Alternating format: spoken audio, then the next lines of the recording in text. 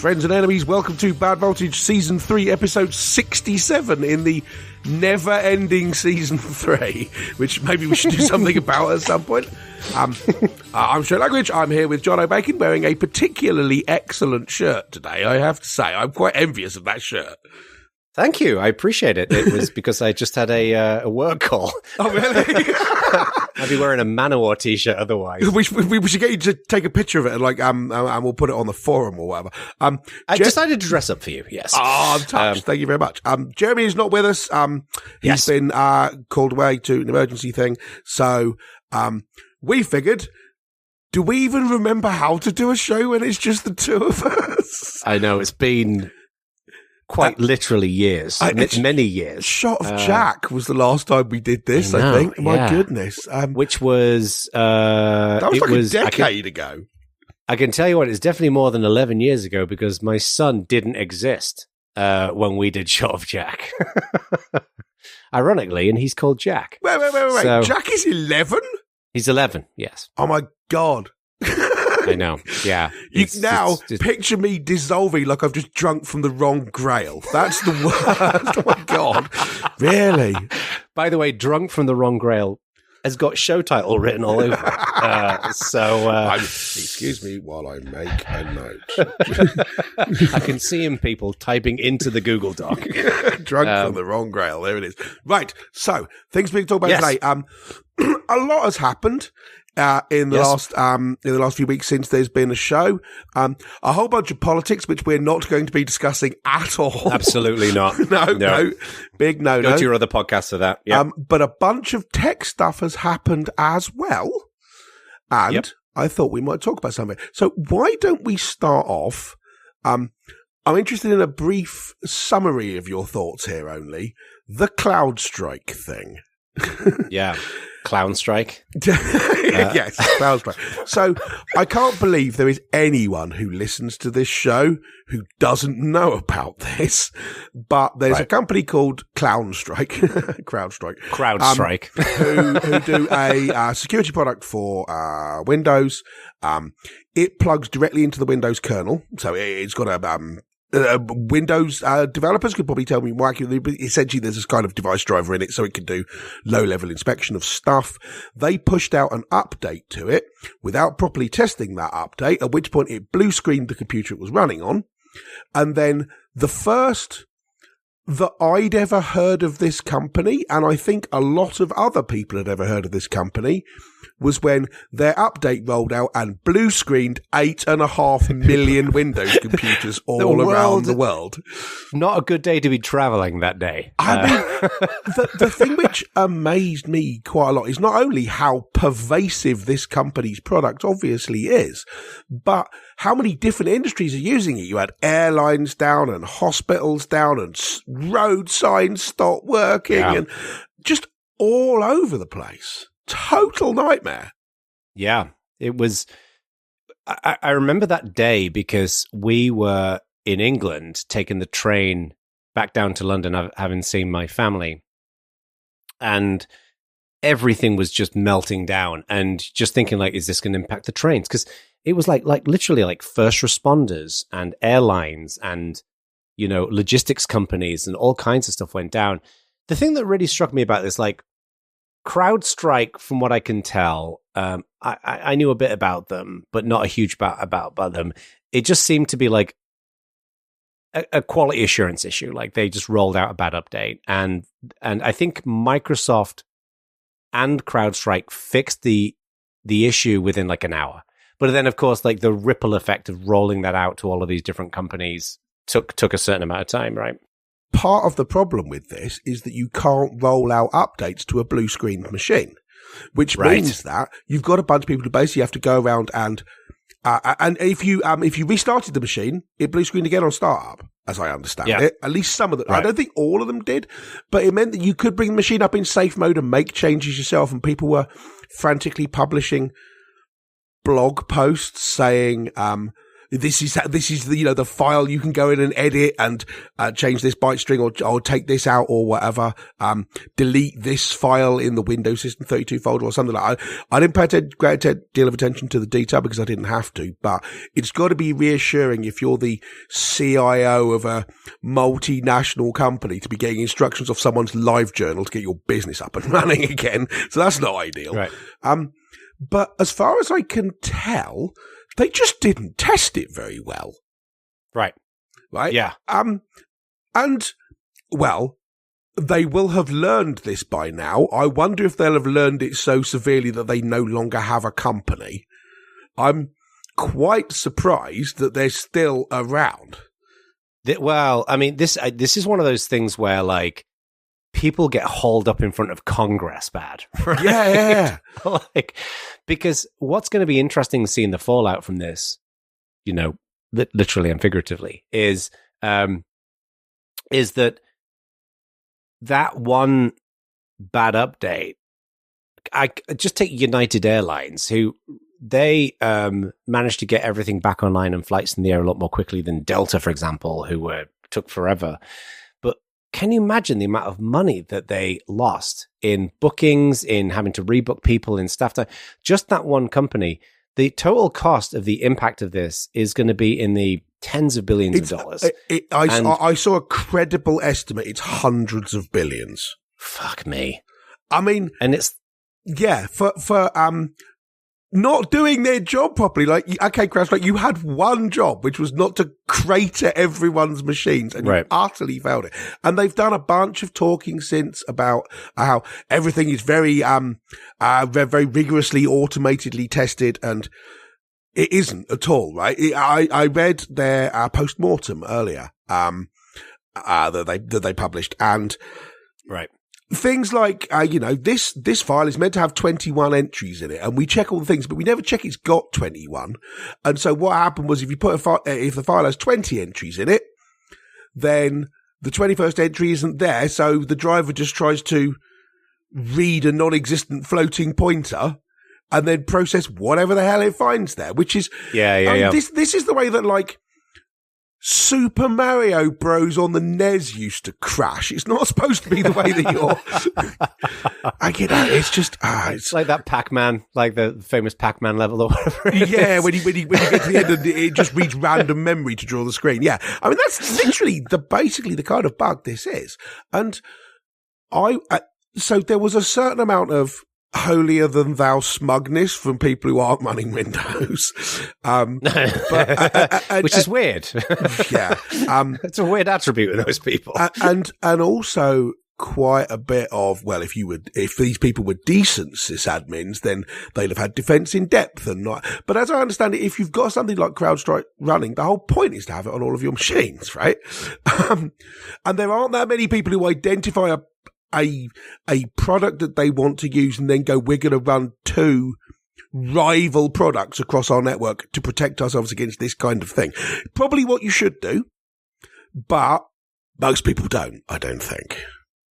Yeah, and what I found so interesting about this was a couple of things. One is, like, look, they rolled out a bad update, and, it happens from time to time, and I think it's important that we put all of this in perspective. I've not dug into any of the details around this, but I'm going to assume that this is a sub 1% occurrence. Like, that generally they're putting out lots of updates. There's all these machines running CrowdStrike and Windows, and generally they're working well. So I promise you, they're not putting out an update every Patch Tuesday, which craters every Windows machine on the planet. Right. We'd have noticed. Exactly. We'd have noticed that. So what I find interesting about this is, one element is just, it's easy. I mean, being a little bit kind to them, it's easy to forget that human beings make software. And even, we have the most rigorous testing in technology than we've ever had, right? With automated testing, there's sometimes mistakes are going to slip through the cracks, and that's going to happen, and it sucks. So what I think is interesting is a conversation about what is the role of human fallibility in building software today. Like, 20 years ago, I would say software was generally buggier because we didn't have as much automated testing in place to help with this, but software's got massively more complicated. More importantly, it's got massively more pervasive. You couldn't have crashed all the airlines around the world by rolling out a bad update 20 years ago, because when the first bloke mailed the CD in the post and put it in and it crashed his machine, he'd have rung CrowdStrike and said, hey, this crashed my machine. And they'd have gone, oh, that's a problem. Stop mailing the CDs out, right? Yeah. This was, this is possible because we've got, a lot of machines doing security critical, or business critical work, which are picking up live updates. And that's in general a good idea, but it puts a much higher burden of proof is not there, duty of care on people who infamously, Mark Shuttleworth of lamented memory, said, in the past when he was talking about Ubuntu, we have root on your machine, which is the truth, right? He was pilloried for saying it. Yeah. And saying it was probably not the wisest piece of PR in the history of the universe, but it is the truth, right? If he wanted to, he could crater every, Ubuntu machine because they're all pulling down automated updates and running them, and that update can do whatever it likes because you run the operating system. A product like CrowdStrike, which gets to talk to the kernel, that's exactly what it is. It can do what it likes. That's what being in the kernel is. And so there is a very heavy duty of care on them to make sure this kind of thing doesn't happen, especially given how impactful it is. And as far as I can tell, they didn't do that very much. Sure, mistakes happen, but did they even roll it out stepwise? I don't believe they did. They just went, this update seems fine, push it out to everyone on Earth. Sure, someone makes a mistake where they don't properly bounds check the number of lines in a file, and so they end up reading off the end of the file and then just loading arbitrary memory into a string pointer and then executing it or something, at which point you get a blue screen. Sure, I understand that. That happens. But the way you mitigate against that is not just by saying we're going to have really good tests. It's also by things like we're going to roll this out to 1% of our customers first and see if we kill them first or whatever. It's of... we'll have people testing it before we roll it out. And a lot of that stuff, I feel like, goes away because you've got to get everything out as quickly as possible because you've got to be able to say, oh, yeah, we delivered this many updates this time, because otherwise the share price drops or whatever, right? Yeah. Well, that's the thing the thing that I find interesting is two elements is today with with best practices when it comes to engineering and all of the testing, infrastructure and all the rest of it. What is a reasonable expectation around the role of human fallibility, right? So for high availability, it's like 99.8% it should be available or whatever. That's been a number that's been around for years. Is that realistic to expect today is one thing. And then the second question, which is a big question, is the role of centralized services and all the rest of it. Exactly what you were saying about all of these things are connected. So one bug can then disrupt the planet. And the technology that's been the right decision from a technology perspective, but it's not just technology, right? Is it, one of the things I always think is interesting is, even though you can have a technologically sound solution, yes, we can manage all of these systems centrally. Is that the right choice? Should you go with a technologically sound solution, or should you actually make the infrastructure in many ways more complex by not going down that road? Deliberately making it more diverse, putting more putting more walls in the mix, making it more difficult. Deliberately diverse is a nice way of describing it, because that's, I remember when years ago Netflix went down, and it was basically the West Coast AWS data center went down, and then they just redeployed on the East Coast, right? And they this is something that, what's his name? I forget who it was, designed the system where it would just essentially just redeploy everything in a different day. It took about 10 minutes. They had 10 minutes of downtime, and then everything came back up again. Well, I mean, they famously had the Chaos Monkey stuff, which that's right, which would just randomly screw about with the running machine and see how robust it was against that kind of thing happening. And a lot of that sure is about testing, but it's also about slowing things down a bit, deliberately putting fire breaks in and what have you. The issue with that is that then you're the CTO reporting to the board and you say, a rollout takes us 2 days. And they say, well, why does a rollout take 2 days? You say, because we've got to roll it out a little bit and then a person has to check that and then pass it on. They go, how about we fire that person and replace them with a Python script? And then you say, well, then we could get the rollout down to 25 minutes, right? And you're like, yeah, but what we're guarding against is things like this CrowdStrike thing, and a month ago, the question would have been, well, how likely is that to happen? Not very likely. Why don't we lay off this team and speed up rollouts? And it's very hard to argue against that in a way that gets listened to by people. I mean, I don't want to be my usual tactic of ask 5 whys and the 5th why is always capitalism. But, but it kind of feels like this sort of, what Taleb called black swan events, right? How much effort you put into protecting yourself against unlikely, extremely damaging things. Doing the work to protect yourself against that is hard to justify to the people who hold the money strings. The purse strings, sorry. Money strings? Money doesn't have strings. So, so what it means is that if you're told you've got to cut the budget by 10% next quarter, then you've got to cut some corners, and that sort of thing is one of the corners you're going to cut, which means when it does come, you get hit.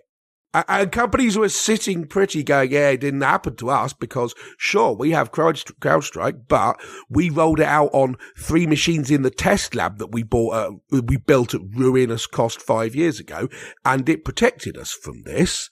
But most of the time, it's hard to prove a negative, right? Unless something like this happens, which is a gargantuan worldwide disaster for IT. It's hard to prove that you successfully protected yourself against things because you protected yourself, so nothing happened to you, right? Yeah. It's like there's a story of 2 guys going along in a train, and every 2 or 3 miles, one of them writes an X on a bit of paper and scrumples it up and throws it out the window. And the other guy goes, well, what are you doing? Why'd you do that? And he says, it keeps elephants away. And the first guy goes, what do you mean it keeps elephants away? And he says, no, you can't see any elephants, can you? So it works. Right? That's a great statement. I will reuse that. Well, I love that. And this, to me, if you're running security and running it properly, a lot of what you do looks like the X is guy that keeps elephants away because you kept all the elephants away. So there aren't any to be seen, and therefore people go, does your department even do anything? And then they fire you and all of your department, and then CrowdStrike comes along. Boom. That's the one saving grace. I mean, I've always been generally an optimist, but the one saving grace when these things happen is it means that then we start having a conversation about preventing these things from happening again. I mean, the most famous probably example of this is 9/11, right? Like 9/11 happened and it highlighted some security vulnerabilities in the airline and in the airline system and in elements of law enforcement. And it's annoying because you have to take, especially at Heathrow, you have to take every tiny tube of mini toothpaste tube out of your bag and put it into a plastic bag. 100 bills, yeah. Yeah. They are particularly focused on that at Heathrow, I've noticed, more than any other airport in the world. But, it generally made the world safer. So, obviously that was a horrible thing. We all preferred that would never have happened. But the one saving grace is that then it triggers a set of conversations to prevent something like that from happening again. Man, I wish I was as sanguine as you about that, because I'll give you a more recent example where I'm not sure we've learned a great deal at all, which is COVID. Right? Do you now feel much more confident that if another pandemic happened that we'd be able to react brilliantly to it? Or are we going to get half people going, see, I took horse paste and didn't die, so we don't need vaccines? If anything, that made it worse. Well, the COVID is actually, I think, a really interesting example because it boggles my mind that to this day, there is no concrete, proven source for where it came from. There's still a lot of ambiguity, at least from what I've seen, around whether it was from a wet market, whether it was from a lab, what the parameters were around all of this happening.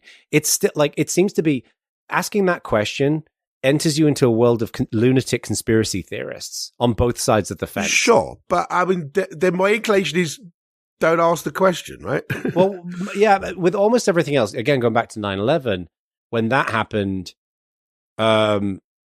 we now know every single step of the terrorists and what led to 9/11, right? Like, it's basically, I mean, yeah, there are nutters who believe that the government blew up the buildings, putting all of that stuff to one side. Like, it's pretty well documented what happened, but that's not happened with COVID for some reason, right? I don't know, but exactly as you say, even asking that conversation is just a whirlwind of conspiracy stuff. And it's not particularly interesting. Sure, I mean, it might be useful to know it, but the next one might not come out of a wet market in China. It might come out of Oxford or Nairobi or whatever, right? It could be anywhere. It's going to be Wolverhampton. a lab in Sydney or a kebab shop in Wolverhampton are equally likely places, to be honest. It comes out the pork shop in Wolverhampton. Well, exactly, right? But I got to tell you, I don't feel like we're particularly better prepared than we were before. Yeah, that's an interesting question. Do you think that COVID is an outlier there? Because if we look at the big events, like, I mean, what are the big events of examples of this? 9/11 is clearly one of them. In tech, there's Heartbleed. There's do you feel materially better protected against things? Given CrowdStrike, given Heartbleed, given WannaCry, CrowdStrike is ransomware stuff is still going on the whole time, and we're utterly unprotected against it. Well, but this is the thing: we don't know. To your point earlier on, we don't know what levels of protections have been put in place. Right. And 9/11 is very visible because any time you travel now, you see what they implemented. Yes. Whereas with WannaCry, I don't really know. Like, I don't know either way. And to be honest with you, I don't think COVID's an outlier. I think 9/11 is. Because you can say, well, you see, we haven't had any 9/11-like things in the last 20 years since it, but we hadn't had that many in the 20 years before it. Aeroplane terrorism and bombings and stuff like that is a thing from the 1970s, right? Not really. Barely happened while we were alive at all. So I mean, Lockerbie is a perfect example of that. Sure, but this is the point. I think those things are outliers in themselves. The whole point is these are tail events. These are black swan events, right? Yeah. Yes. Yeah. It's unusual for a terrorist to blow up an airplane. Yeah, for sure, and there is a reasonable argument to be made. How much effort do we put into protecting ourselves from things which are unlikely to happen? Which at the more rapacious end of the market comes out as the narrator's argument at the beginning of Fight Club, where he says he goes around and looks at doing recalls on cars. And you say, okay, how many people, we found this thing wrong on our car. How much will it cost to fix that and roll out the change to everybody versus how many people will it kill and how much money will we spend settling the court cases? And if the answer is it's cheaper to kill the people, we won't do a recall. And that's essentially the logic that sort of, pitiless brainworm logic that a whole bunch of business people are doing in kind of, well, sure, maybe this will screw everyone who goes on our airline and crater our public perception, but how much more in the toilet could our brand go at this point? So what the hell? Maybe we're not going to do it. Has anyone got a good word to say about any airlines? Oh, that's not true. They have about some airlines, but none of the ones which went down. I tell you that, right? People are nice about Qantas or Cathay Pacific, right? They're not nice about, Delta's gone down. Well, I'll walk. It would have been quicker anyway. Right? United Airlines. I gotta put a kind word in for United Airlines.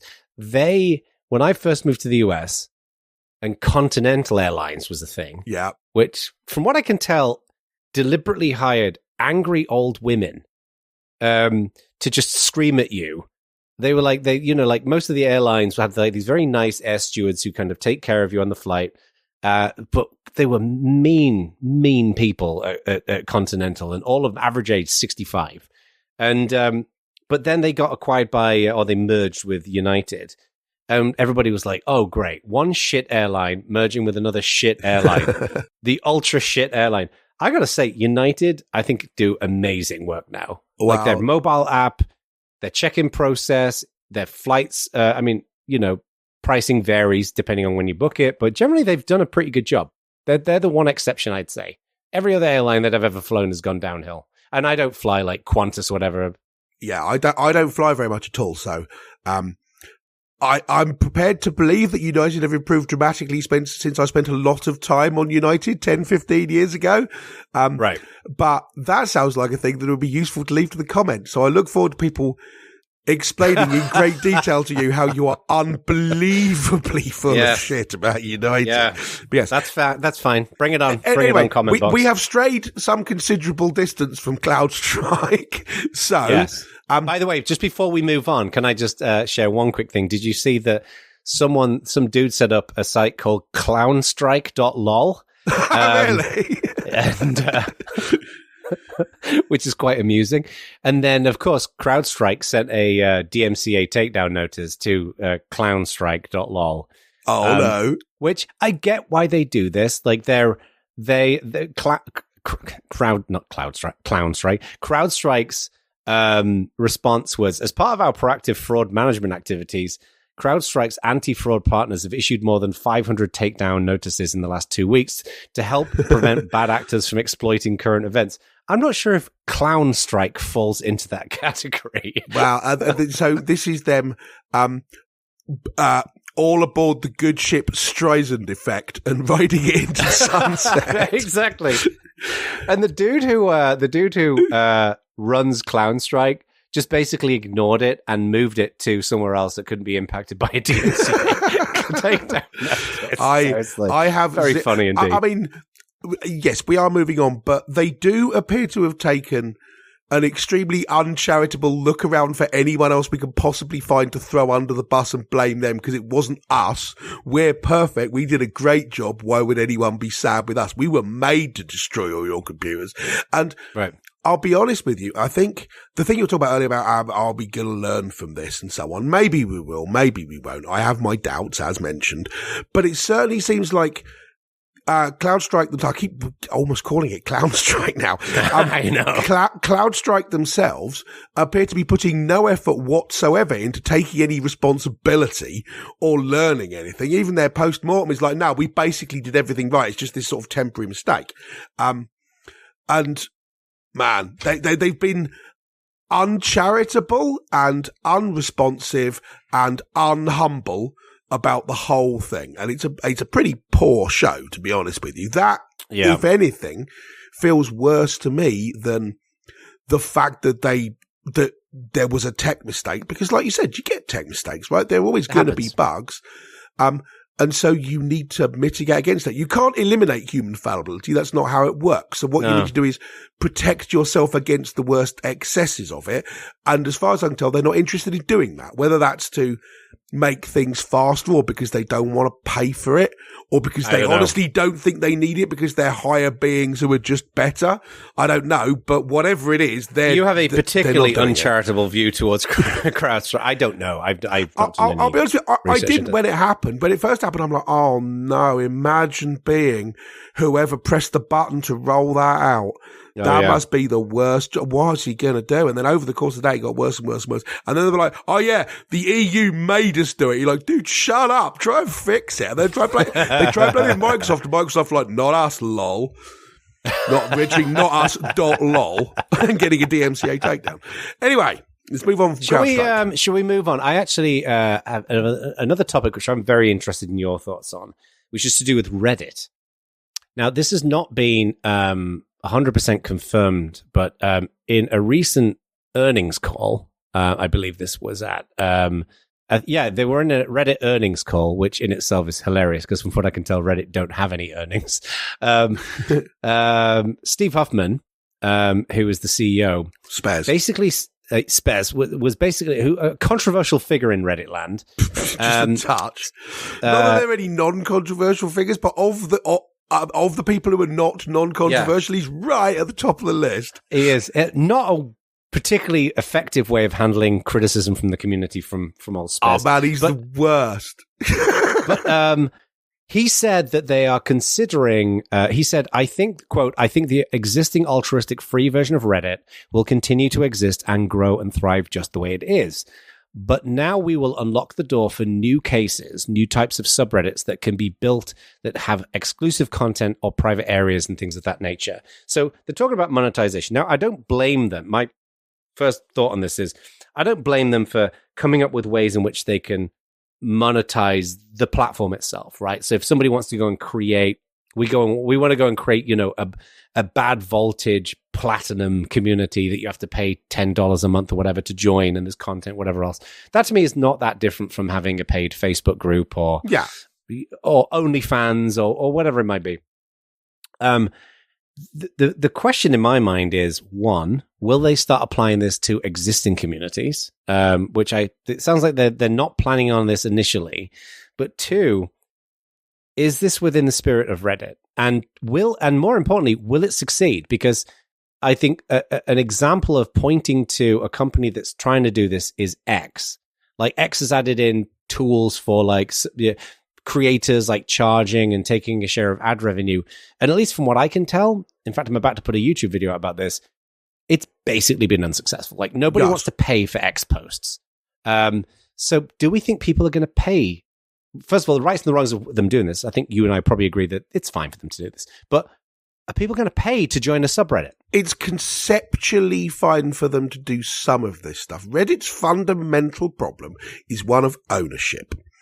Because as far as the Reddit community are concerned, Reddit is them and the things they've written, and the Reddit company are just people who happen to provide a server on which this takes place. It would be like the people who laid down the stones underneath your market stall, demanding 10% of your profit, right? Whereas from the Reddit company's point of view, Reddit is a product that they create and license and allow people to access and bolster and filter, and it's theirs and they own it. And the whole Reddit community are just people who happily give up their free time to make it better so Spares can have more shares. And I do not believe that thing is reconcilable. That's interesting. It is not free to run Reddit, and there is a slightly uncomfortable vibe among some of the Reddit community, and you get this a lot among open source communities as well, to go, well, yeah, we can build things. The companies who are providing the hardware on which all this runs and dealing with the problems and everything, they just have to do what we say because we're the important point. We are the open source community, the Reddit community, whatever. You're just there to just give us a server on which to do it. And materially undervaluing the fact that this stuff takes time and effort and money, which is being put in, and the companies doing that need some kind of a return on that investment, to use a terrible, terrible phrase, because otherwise eventually they're just going to stop doing it. Why? Out of curiosity, why is return on investment a terrible phrase? Isn't that what companies need to do? Because everyone... You put money to build a thing, and then you have to make money to justify the building of the thing. Because everyone who thinks in those terms is pretty much a dickhead. That's why. And this is exactly the point. I find myself more on the Reddit community side of this, the open source community side of this, but I'm aware that there's too much of, you don't provide anything useful. It's your duty to keep running the servers on which we have conversations, but you don't get any say in what happens on those servers. You should just do it out of the goodness of your heart, which are obviously not right. But equally, there seems to be a vibe among Reddit. I don't know, is the company called Reddit.com? Whatever it is, the company behind I think Reddit. It's Reddit Inc. or whatever. Reddit Inc., yeah. The commercial sponsor of Reddit, to use a term from someone else uses.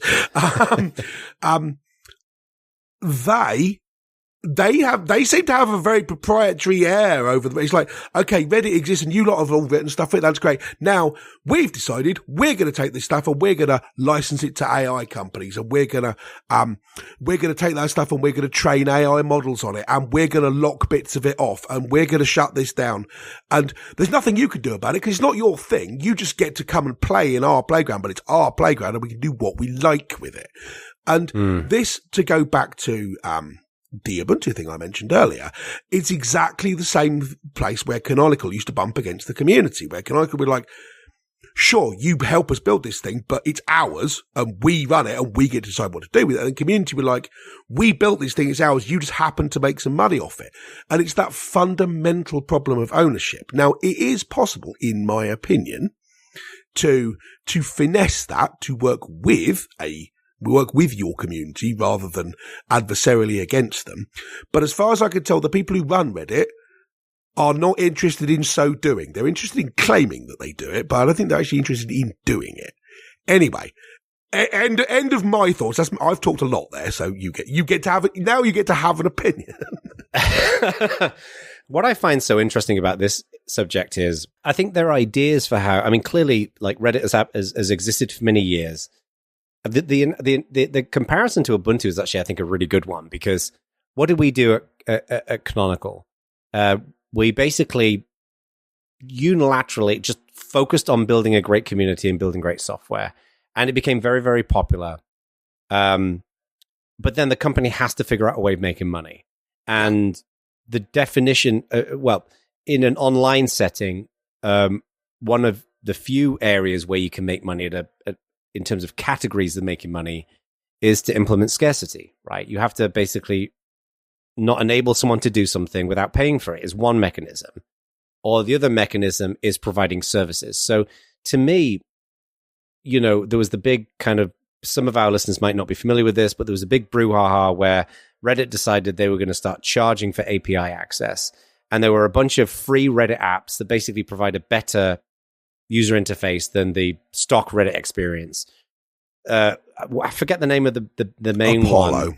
Apollo, that was basically going to have like a ludicrous like $3.2 million bill or something like that. It was extremely difficult to avoid the conclusion that the Reddit API price changes were there to get rid of free apps, which were alternatives to the Reddit user experience, because they showed no effort in changing it. They said, this is what it's going to cost. If you don't like it, your app goes away. And it's extremely difficult to avoid the conclusion that, that their goal was exactly what happened, to make all the other apps go away. So the only way you can experience Reddit is through Reddit and through Reddit's own app. And I think there's some credibility to that concern as well. I think the main driving force behind the API thing was like, I think they cared, my gut feeling is they cared less about the apps. I mean, I'm sure they want those apps to go away, but what they're thinking of is we have this huge data source and we want to be feeding like AI models, and we want people to be feeding this into other sites and services, and API access seems like a logical way in which they can make money. But to me, the theme here with Reddit is the way they handle this is just so suboptimal. I think there's ways to look, you're going to piss some people off, and that's fine. Especially on Reddit, where if you gave everyone free ice cream, you'd have r/why not 2 free ice creams. Exactly. So to me, I think what's interesting psychologically is that what's happened here, and you see this elsewhere, is when somebody like Reddit, by them providing this platform, which by all intents and purposes is an imperfect way of building communities, but it's what existed and it's what people got behind, right? There's all kinds of reasons why Reddit is not a great platform, but it became massively popular. And because it became something that had seemingly no strings attached, right? It was all upside in, you've got this free platform. They did an okay job providing moderation tools and things like that. So, and anybody can spin up a community, and it kind of lives and dies based upon popularity of that community. So you get all of these like really weird niche communities that have actually done really well on Reddit. What I think has happened here is it created a dependency on not only the people running the communities, but on the people using Reddit. There's a dependency on Reddit that, this is where I go, where I can, I've made friends there. I can have really in-depth conversations with people on various topics. So I can just have a load of fun. And so the problem is that when a group of people is dependent on a thing or another group of people, and then that thing changes, even with good intentions, it feels like betrayal. And that's the reason why Reddit have had these problems, is that people feel betrayed by them.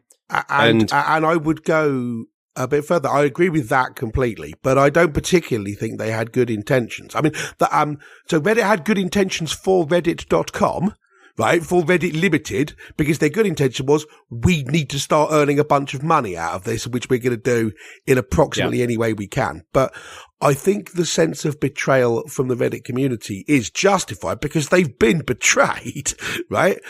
There is an argument that maybe this is what needs to happen. But if that is an argument that can be legitimately made, the Reddit team aren't making it. They're basically going, we're allowed to do this. You can't stop us because it's ours. Not in so many words, but in not that many more words than that. But two thoughts on that. One is, and I'm not trying to discredit your opinion here, but there is a theme with your views. You are generally very, very suspicious of people who work in leadership in companies. Like, you will often attribute... I would agree with that, yes. Malintent with those folks, which I think there are many examples where that is true. But there are also many examples where it isn't. And yes. Right. And you and I see things a little differently in that regard. Yeah, and I will happily concede that point. But like, my view on this is that I actually don't think they were betrayed for the average Reddit user, because now for the people creating the apps, they were betrayed. They put all this time and effort into building these apps.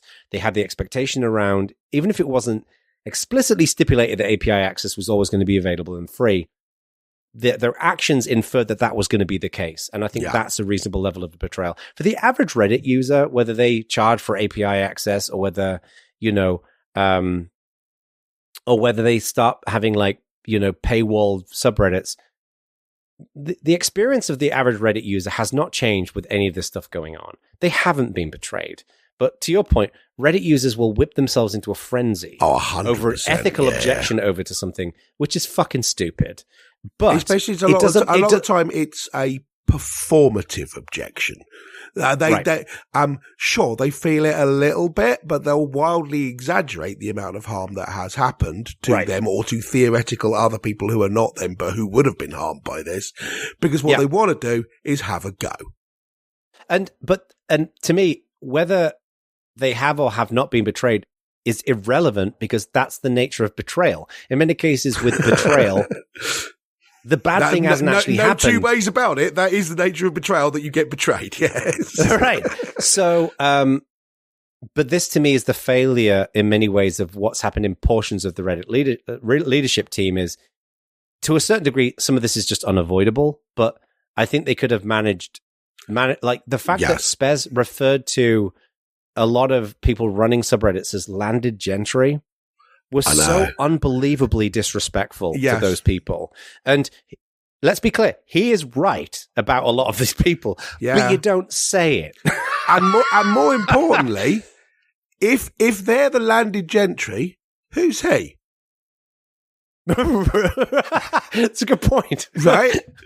Are you the king then, Spez? Right? Because yes, there used to be a time when the king's word was law and he could just go, I don't like you, I'm going to have your head cut off for no other reason than it's Tuesday. Right? And then the world changed. And kings are not like that anymore, pal. So I'm not necessarily sure that the metaphor of feudalism is one you want to run with, dude. But yeah, I think it's interesting. I mean, it's kind of a plague on both their houses, really. I still use Reddit a bit, but in a couple of very specific Reddits, mostly D&D things. And that's fine. I mean, so another thing they did recently was that Reddit search results are only going to be available to Google now. Which means that if you use anything other than Google to do searches, which will presumably go up now that Google have been found to be a monopoly in a US court, but we'll come to that in another episode, because that only happened yesterday. We need Jeremy for that one. First of all, we need Jeremy. Secondly, I need to actually read and understand it. I've literally read like a headline about it. I don't have an informed opinion. Right. Yeah, but, same here. But Reddit have changed their, so no search engines are allowed to index them other than Google because they get paid for it. And that, to be honest with you, I think if they want to do that, that's okay. They found a way of getting some money and they're getting it. It makes the experience people who don't use Google materially worse. But the fact that it makes it worse is bad for Reddit too, right? It's not like this is unambiguously a good thing for Reddit. The only thing Reddit get out of this is the money. They are actively making their product worse because they're being paid for it. And that's their decision to make. That's anyone's decision to make. I think one of the things that I think is interesting about this whole topic as well is this, we touched on this earlier on, like there is in many of these communities, there's kind of an us and them reaction. And I wonder how solvable that is, because if you look at, like, it's interesting comparing Reddit and Facebook. Like, there's lots of criticisms towards Facebook for, their privacy and all the rest of it, many of which are valid. But Facebook don't get the same kind of scrutiny for their Facebook groups. And Facebook groups are, frankly, they're a way better community platform than Reddit has ever been. They're way more featureful. They're completely free. There's a lot more you can do with them. But Meta are not scrutinized in the same way. And I don't know whether that's because the fervency of people on Reddit is different to on Facebook groups, but there's a lot of pretty fervent people in those Facebook groups. But why is there a different? I don't know why it's different. Yeah. So two things. There's a lot of fervent people in Facebook groups, but they're not fervent about this. They're fervent about how vaccines are bad or whatever, right? But more importantly, Meta are not attempting to weaponize groups in a way that makes them money at the expense of the people who use the groups. Because Facebook don't need to, because they've got a revenue stream and Reddit haven't. So what Reddit are doing is they're looking at all the stuff which has been provided by their community and going, we want to monetize this, which means, like you said, enforcing artificial scarcity, because that's how you make money, right? Every time someone talks about making something exclusive, what they're actually doing is working out how to exclude some people from having it. That's what exclusive means. But exclusive is painted as being a good thing, right? This thing's exclusive, but what it means is you get it and the hoi polloi are excluded. So, but like you said, enforcing that artificial scarcity is a way of making money. And I don't necessarily begrudge people that conceptually, at least. Yeah. But Facebook do not need to do that. As far as Facebook is concerned, the more people who come and use Facebook, the better for them. That's just an unalloyed good for them, because they don't need to go, oh, if more people use it, it costs us more to provide that service to them. We don't get any money back. Reddit, the more people, they can't necessarily push the doors open to, let's have as many people use Reddit as possible, because it puts their costs up and does not put their earnings up. Yeah. Well, and the other thing as well, I think in here is that the social contract this is exactly is the same between... problem Twitter had. Right. Well, yeah, it is. And I'm thinking like the social contract is different because Reddit started out, when they introduced Reddit groups, they were already an advertising company. So like when people come up to me, for example, and they say, should I use a Facebook group as a community platform? My feedback to them is always the same. I mean, there's lots of considerations around it, but basically just know you're sitting in somebody else's walled garden. Yeah. Right. And if you're comfortable with that, then it's a great platform. Facebook groups are great for certain types of communities. They're not great for tech communities or anything like that. But they're fine. If you're club, they're fine. Like, the people on your street, because most people have already got an account, probably not bad. But yes, you are working in someone's walled garden. But the reason working in someone's walled garden is a problem is they might at any time decide to knock the garden down or close the door to it or make everyone pay a $5 to get in or change the ground into spikes or extend the metaphor however you want.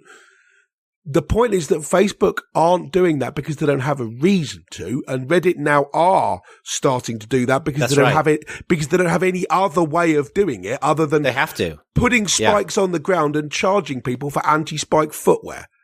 Right, which is exactly great example. Meta also get annoyingly a bit of a pass for a reason that I don't like, which is that they've never made any bones about how they are. Reddit started off as we're all part of the community, and then have suddenly turned into Count Dracula, whereas Meta were always right from the beginning.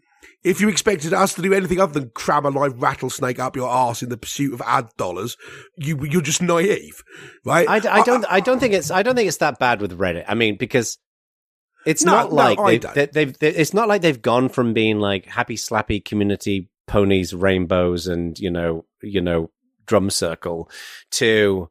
It's not they've gone from that to Oracle. To being Oracle, like it's Bloomberg or something. Yeah. Right. I think what they're doing is, I think they're genuinely trying to find mechanisms to make money in a way that they can preserve Reddit as it is. Like, that's why I think their idea around monetizing subreddits, I don't think is going to be particularly effective in how it works. But that doesn't have any concrete impact on existing subreddits that are already open. The API thing is not impacting that as much. I mean, there's a privacy question, which is valid, but it's and they already do Reddit ads, which do not work very well. They just don't perform very well. No. Used to do Reddit Gold and took it away in favor of I Reddit think that ads they are, and what have you. Yeah. And this Premium. Is one of the things I want us to fix in people is I think that they are doing the best that they can to figure out a way of, to your point earlier on, like keeping the lights on. Like they're providing this service, but there's such a sense of entitlement in some of these people. That is the problem. Doing this to Reddit is literally the worst possible environment to attempt to do anything like this to, because you get nothing but dog's abuse for even trying. I admit this is an extremely trying situation. I don't think they've handled it very well, but I think even if they'd handled it perfectly, it still wouldn't have worked great. This is how I would, if I was talking to Spez, this is what I would suggest to him, and he's almost certainly not listening to this podcast, but like if he does, is I think there's a power dynamic. I say this to our members in the community leadership all the time. There's a power dynamic between you as the person building the community and your members. And the default power dynamic is like, they're building the community, therefore they're leading the show and we'll follow them. Okay. And we're in the backseat of the car and they're driving the car. And the problem with that is that one is it creates an us and them mentality. Like, they're the leaders, therefore we'll be critical of the decisions that they make. But it also doesn't create any accountability in the community to solve the problem. If I was Spez, what I would do is I'd go out there and say, look, I'd organize like a big Zoom session or something like that and say, look, I'm going to level with you. We've been running Reddit for years now. We love everything you do in our platform, but we need to figure out a way of making money. Otherwise, we just can't sustain it. It's an unsustainable model. So what I want to do is I want to have a conversation with you all. Let's come up with some ideas for what we can do to make some money, right? In a way that's going to be least disruptive. I can't make any promises, but I want us to solve this problem together, right? If he'd have done that, people would have felt included in the process. There's a lot of criticisms of Elon Musk and how he's been doing X, but one of the things that I think has been good is the way that people who use X have kind of fed into how community notes have been designed. And community notes is massively imperfect for lots of different reasons. But the X engineering team were open to the idea of like having a conversation about how it could be structured. The issue with Reddit is it's a small group of people sat in a boardroom in San Francisco coming up with ideas, many of those people who don't use Reddit. Yeah. So it's like, what do you get? You get this. You see, so to me, that would be what they should have done. I have a different suggestion, which I don't think would get very far, but not because I think I'm wrong, but because it would be perceived as heretical. Okay. Right? Which is, maybe a monetizable Reddit where everyone is happy or everyone is happy as Reddit or as it ever is, right? And the people at the top get to make millions and millions of dollars can't exist. Right? There seems to be the idea that anything's monetizable if you do it right. Anything could go to the moon if you just handle it right. And maybe it just can't. It's when you say it's not a sustainable model, maybe it's not a sustainable model. It's a good question because I've had this thought as well as should a foundation run Reddit? Right. You know, I understand. The question is, it still costs the same amount to run, but that's the point. A company like that, they're big, they're in San Francisco, they're tech leaders. I don't think they want to run something where they make enough money to keep it running and that's it. You know, pay themselves a bit of a wage. They want to be rock stars, which means that you've got to look for, I'm reasonably confident, they might well very much disagree with this, but if they said this is how much Reddit costs to run, we would like to make that much money, and obviously that includes, you know, us getting paid a reasonable amount. And that's what we want to do. We want Reddit to be sustainable. We don't want it to make 100 times its money back for its backers. We want to make Reddit a sustainable thing in itself. I think it would have led to saying, okay, maybe you've got to pay for API access, but it wouldn't have led to pricing all things out of the market because you'd want more people to come in and pay a reasonable amount. But I don't think that's what they want to do. They want to make millions and millions and millions, which means that it leads towards that kind of thinking and not the sort of foundation-y, sustainably thinking. I think a Reddit funded that way could exist, but I think the people building it don't want to build that. Well, and what's interesting is, I don't want to put words in anyone's mouth, but, you know, Alexis Ohanian, who's one of the co-founders, he's not there anymore. No. And it would not surprise me. I've had one conversation with the guy. I don't know him at all, but like, it wouldn't surprise me if Alexis's view, because he's a smart dude, was, you know what? The way I'm going to get wealthy here is to do something else. Like, we built Reddit. It's a great element on his calling card, but he's a VC now. And I bet you he came to that conclusion that this is not, the Silicon Valley playbook is build massive amounts of growth and then figure out a way of making money. And that's okay when you can do that in a way that doesn't fundamentally shift the core experience. And what Reddit are trying to do is to do that. And I'm with you. I'm not entirely sure it's even possible. But I also understand Steve Huffman being like, I've invested like thousands of hours of my life into this. Yeah, totally. And I want to make not just myself wealthy, I want to make my team wealthy and have everybody to be able to, have a nice life with their families, all the rest of it. I just don't know if it's possible. That's why I say it's heretical. Because if you brought that up, you'd get, no one would say the word heresy, but you wouldn't even get a hearing, because it'd be like, no, that's not right. The idea of building a business which just pays for itself and doesn't do anything else, no one's interested in that. Go away. We don't even have those conversations here. All businesses must go to the moon or break up so you can do another one. And I don't think that most people think like this, but I think the sorts of people he's hanging about with do think like 100%, because that is classic Silicon Valley. It's almost, I know we're not going to talk about politics, but I think there is a parallel here is with what happened recently with Biden. Everyone was asking him to step down. And I think Biden's a good guy. I think he's a good man. And I was worried that if he went into the election and he lost, it would murder his legacy. But now his legacy is protected because he stepped back, and now we're talking about his body of work. I worry that the same thing will happen with Reddit, with Spez, is that if they don't manage this effectively, it will kill the legacy of Reddit. He will comprehensively piss in the waterhole and ruin it for everybody. At which point you become Dig. Fuck. Those are some fighting words right there. I never thought about that. It's exactly the same. Yeah, it is. But you see the point. Right. Okay. So, we did actually have a load more stuff to talk about, but we took two things and made it an hour. This is what happens when Jeremy's not here to keep us on the straight an hour and like quote actual statistics and things. But Jeremy should go and fact check everything that we talked about. Like, CNN or whatever do at the end of that would be a totally valuable service. Yes. Right. Yes. So, we'll be back. Jeremy will be with us next time. God willing and the creek don't rise. Thank you, Marius, for your wonderful help in editing this bag of bobbins into something that's vaguely listenable. And the fact that this will sound delightful and auditorially perfect will be entirely down to Marius Quabeck at NerdZoom Media.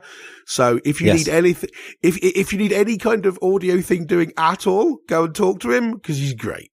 He is fantastic, and he does video. He's a very talented dude. So if you just want to do something creative, talk to Marius. He's amazing. And he's done this for free for, I don't even know how long he's been editing Bad Voltage. Long time. And we do very much appreciate it. We do, yes. So thank you, Marius. Thank you, everybody. Thank you. And we'll be back. Peace out.